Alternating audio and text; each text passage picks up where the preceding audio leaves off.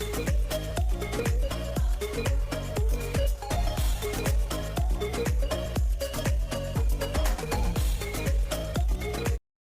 आज हम आप सभी को बताने वाले हैं कि यूपी बोर्ड क्लास 12 के बायोलॉजी मतलब जीव विज्ञान का इंपॉर्टेंट क्वेश्चन कौन से होने वाला है, जो आपको पेपर में सबसे अधिक बार आने वाला है। वही क्वेश्चन हम आपको इंपॉर्टेंट में रखे हैं जो पेपर में आसानी से हो जाए, इसलिए मोस्ट इंपॉर्टेंट क्वेश्चन आइए देखते हैं। तो पहला है हमारा लघु बीजाणुधानी, मतलब लघु बीजाणुधानी को प्राक कोश भी कहते हैं, इसलिए लघु बीजाणुधानी को प्राक कोश की संरचना सहित तैयार कर लीजिएगा। मोस्ट इंपॉर्टेंट क्वेश्चन है, इसलिए आप पेपर में 5 नंबर के आने वाले हैं। फिर हमारा दूसरा मोस्ट इंपॉर्टेंट क्वेश्चन है लघु बीजाणु जनन। लघु बीजाणु जनन क्या होता है, इसके बारे में आप संक्षिप्त परिचय दीजिएगा, इसका मोस्ट इंपॉर्टेंट क्वेश्चन है। फिर हमारा तीसरा नंबर क्वेश्चन हमारा आ जाता है प्राग कण की संरचना। प्राग कण की संरचना क्या होता है, इसको आप भली भांति तैयार कर लीजिएगा। मोस्ट इंपॉर्टेंट क्वेश्चन है क्योंकि सबसे अधिक बार पेपर में ये सब आता है, छोटे छोटे क्वेश्चन।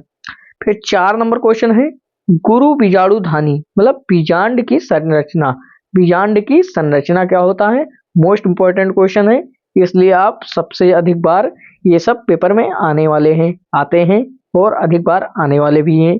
फिर भूलकोश है हमारा, भूलकोश मोस्ट इंपॉर्टेंट क्वेश्चन है क्योंकि सबसे ज्यादा अधिक बार पेपर में आया है। छोटे छोटे क्वेश्चन आपको बड़े नंबर दिलाएंगे, इसलिए बहुभूरता है। 7 नंबर क्वेश्चन हमारा मोस्ट इंपॉर्टेंट क्वेश्चन है बहुभूरता। ये इंपॉर्टेंट अधिक है क्योंकि अधिक बार ये सब छोटे क्वेश्चन आते रहते हैं। फिर हमारा 8 नंबर क्वेश्चन असंग जनन क्या होता है, मोस्ट इंपॉर्टेंट क्वेश्चन है।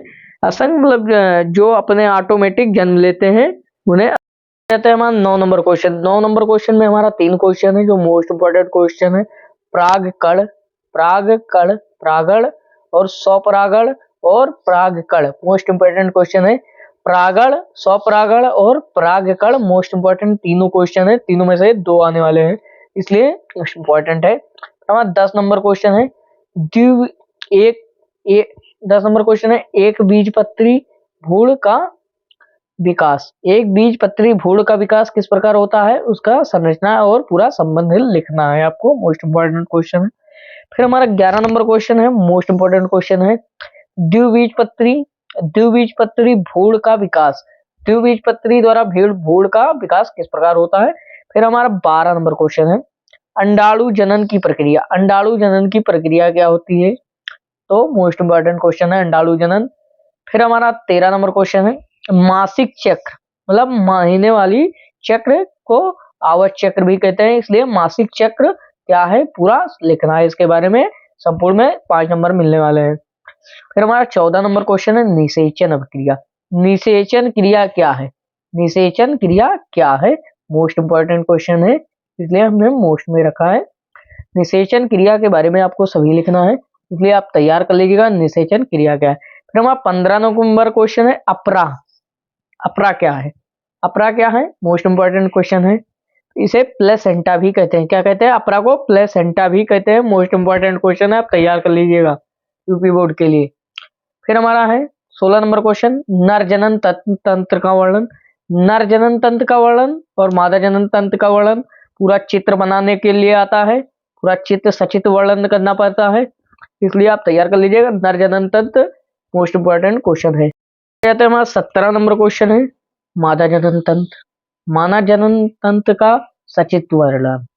मतलब सचित्र वर्णन क्या मतलब है कि पूरा चित्र और उसके बारे में बायोग्राफी लिखनी है आपको बायोलॉजी में, इसलिए मोस्ट इंपॉर्टेंट क्वेश्चन है मादा जनन तंत्र। फिर हमारा 18 नंबर क्वेश्चन है जनसंख्या वृद्धि, मतलब जनसंख्या वृद्धि किस प्रकार होती है और विस्फोट।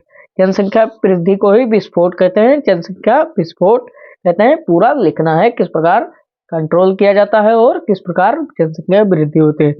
इसी प्रकार हमारा 19 नंबर क्वेश्चन है मोस्ट इंपॉर्टेंट क्वेश्चन परिवार नियोजन क्या है और उसकी विधियां, परिवार नियोजन की विधियां क्या है वो भी आपको बताना है। फिर हमारा 20 नंबर क्वेश्चन है सहप्रभाविता मतलब किस प्रकार प्रभाविता होता है, सहप्रभाविता मोस्ट इंपॉर्टेंट क्वेश्चन। फिर 21 नंबर क्वेश्चन है हमारा अपूर्ण प्रभाविता, अपूर्ण प्रभाविता मोस्ट इंपॉर्टेंट क्वेश्चन है, इसलिए मतलब अपूर्ण मतलब पूर्ण रूप से प्रभावित ना हो उसे अपूर्ण प्रभाविता कहते हैं, इसलिए मोस्ट इंपॉर्टेंट क्वेश्चन है, आप लोग तैयार कर लीजिएगा, 3 नंबर में आने वाला है। फिर हमारा आ जाता है 7 नंबर वाला क्वेश्चन देख लेते हैं, मोस्ट इंपॉर्टेंट क्वेश्चन है। इसमें आ रहा है पृथक्करण का नियम। पृथक्करण का नियम क्या होता है? 7 नंबर में क्वेश्चन आने वाला है, पृथक्करण का नियम क्या होता है, मोस्ट इंपॉर्टेंट क्वेश्चन है। आप पृथक्करण का नियम, मेंडल का नियम, ये सब तैयार कर लीजिएगा, मोस्ट इंपॉर्टेंट क्वेश्चन है। फिर 23 नंबर क्वेश्चन है हमारा डार्विनवाद। डार्विनवाद एंड लेमार्कवाद। लेमार्कवाद मतलब डार्विनवाद क्या है और लेमार्कवाद दोनों आप तैयार कर लीजिएगा, किस प्रकार जिराफ के बायोग्राफी किया गया है, इसलिए डार्विनवाद और लेमार्कवाद दोनों तैयार कर लीजिएगा। फिर हमारा 24 नंबर क्वेश्चन है, मोस्ट इंपॉर्टेंट क्वेश्चन है, नव डार्विनवाद क्या है? नव डार्विनवाद क्या है? नव डार्विनवाद क्या है? तो डार्विनवाद जो था उसके विषय में कुछ हेर फेर करके नव डार्विनवाद का निर्माण किया गया है, इसलिए मोस्ट इंपॉर्टेंट क्वेश्चन है, इसलिए आप तैयार कर लीजिएगा, पेपर में आने वाले हैं। तो आइए देखते हैं हम टीकाकरण, मोस्ट इंपॉर्टेंट क्वेश्चन क्या है? टीकाकरण, इसलिए मोस्ट इंपॉर्टेंट क्वेश्चन है, पेपर में अधिक बार आने वाला है। फिर हमारा दूसरा क्वेश्चन आ जाता है 26 नंबर क्वेश्चन कौन सा है? 26 नंबर क्वेश्चन हमारा मिलर का प्रयोग। मिलर का प्रयोग मतलब स्टेमने मिलर का प्रयोग क्या होता है, इसके बारे में लिखना है, किस प्रकार स्टेमने मिलर ने प्रयोग विधि बताई है। फिर हमारा 27 नंबर क्वेश्चन है जैव विकास। जैव विकास मोस्ट इंपोर्टेंट क्वेश्चन है, क्योंकि ये आखिरी चैप्टर के आखिरी 2 चैप्टर के हैं, इसलिए मोस्ट इंपोर्टेंट क्वेश्चन है, जैव विकास से संबंधित कई क्वेश्चन आते हैं। फिर DNA, DNA most important question है, डीएनए और आरएनए सबसे अधिक बार पेपर में हाई स्कूल और इंटर में दोनों में पूछा जाता है, इसलिए डीएनए और आरएनए आप पढ़ते रहना, क्योंकि मोस्ट इंपोर्टेंट क्वेश्चन है। डीऑक्सी राइबोन्यूक्लिक अम्ल और राइबोस न्यूक्लिक अम्ल दोनों आते रहते हैं। फिर हमारा 30 नंबर क्वेश्चन है जो मोस्ट इंपोर्टेंट क्वेश्चन, मनुष्य में गुणसूत्रीय विकास। मनुष्य में गुणसूत्रीय विकास किस प्रकार होता है और या क्या किस कारण होता है, इसलिए मोस्ट इंपोर्टेंट क्वेश्चन है, आप सभी तैयार कर। इसी प्रकार हम 30 क्वेश्चन और अगले वीडियो में डालने वाले हैं मोस्ट इंपोर्टेंट क्वेश्चन।